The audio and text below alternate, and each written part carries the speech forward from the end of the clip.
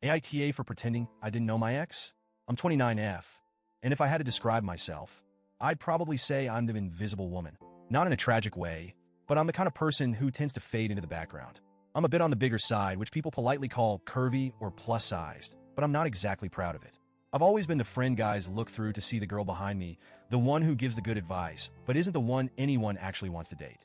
That was until I met Shane. He was 27, tall, lean, and really handsome in that effortlessly cool kind of way. He's the kind of guy people just gravitate toward, a charmer with that perfect smile and this easygoing confidence that I could never seem to muster. When we met through mutual friends, he seemed like the kind of guy I'd never have a shot with. But he was surprisingly attentive, always finding reasons to talk to me. I fell fast and hard, and before I knew it, we were something, or at least I thought we were. But from the start, there was this catch. Our relationship had to be a secret. I remember our first real conversation about it. We were lying in my bed, just talking about our lives, dreams, and random nonsense. And I asked if he'd ever want to go public. He looked at me, then away, then back, and said, "I'm not ready. It's just a personal thing." And because I was scared of losing him, I didn't press. I didn't even tell my best friend, Sarah, because deep down, I feared what people would say. I feared they'd look at us and wonder why he was with me. So I kept quiet, convincing myself it was temporary, that things would change. For 2 years, that was our routine. Shane would come over when he could, spend the night, and we'd act like we were together, but only behind closed doors. Eventually, he even moved in with me. I took that as a sign that we were progressing, like I was finally someone worth loving openly. Every day, I held out hope that one day he'd see me differently, that he'd want me for all the world to see too. Then one day, after nearly 2 years, I came home from work to find his things gone. His clothes, his toothbrush, that ugly mug he insisted on using every morning, it was all gone. Just like that, without a word, he ghosted me. I tried to call him, and that's when I found out he'd blocked my number, blocked me on every social media platform. I remember sitting on my bed that night, staring at the empty closet, feeling hollow and wondering what I'd done wrong. It wasn't until a week later that a mutual friend casually mentioned, "Did you know Shane and Jess are a thing?" Jess, a gorgeous, slim, successful woman who was the polar opposite of me.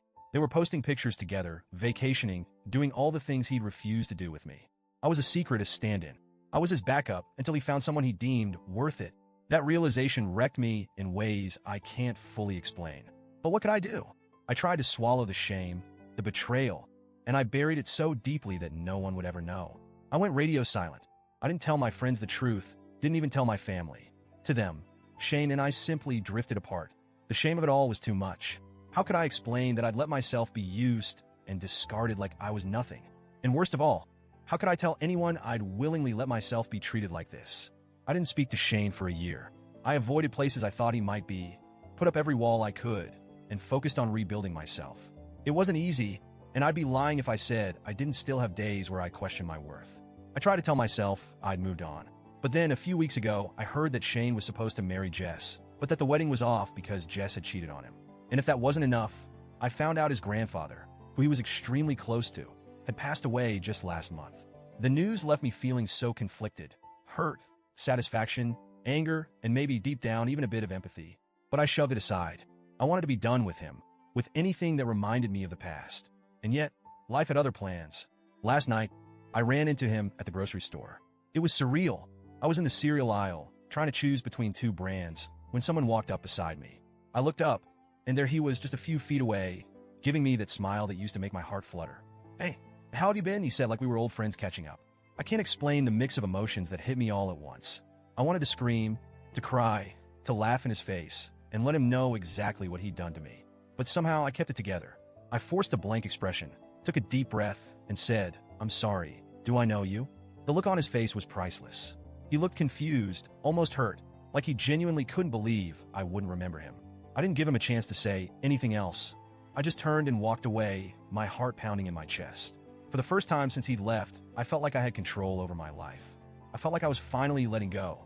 But today, I told a mutual friend about what happened. I expected her to understand, maybe even validate me. But she was horrified. She said I was being cruel and heartless, especially considering Shane's been through so much recently. That he just lost his grandfather, that his fiancée had cheated on him, and now he was going through a really tough time. She said I should have been kinder, or at least acknowledged him. And now I'm torn. Was I too harsh? Did I let my bitterness get the best of me? Part of me feels like he deserved it, that he had no right to casually act like nothing happened. But another part of me wonders if I was the villain in that moment, If I was petty for ignoring his pain just because he hurt me, I keep replaying it over and over, wondering if I should have been better, if maybe it was time to forgive and move on. But every time I think of forgiving him, I remember how it felt to be abandoned, to be treated like a secret.